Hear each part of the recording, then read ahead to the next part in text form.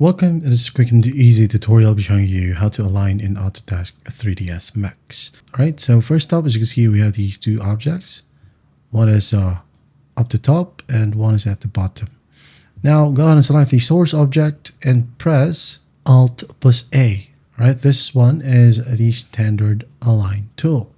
Again, Alt plus A, or basically click on this option at the top.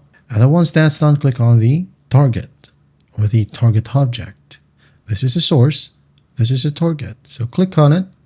Now we have this window. You can go ahead and click on X, as you can see here, or Y.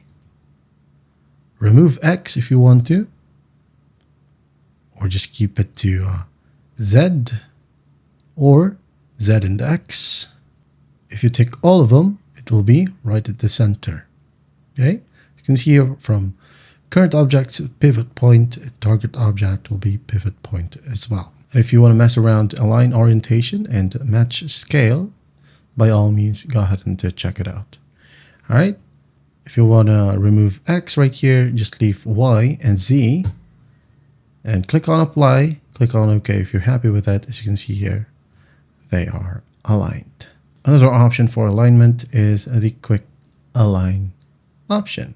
So select an object that you wanted to move, and then press Shift plus A, and then after that, just click on the target object, click on it, and that will be in the same place. All right. This option right here, or the Shift A, automatically or instantly snaps the pivot point of the first object to the pivot point of the second object. That is it. That's how simple it is to align in Autodesk 3ds Max.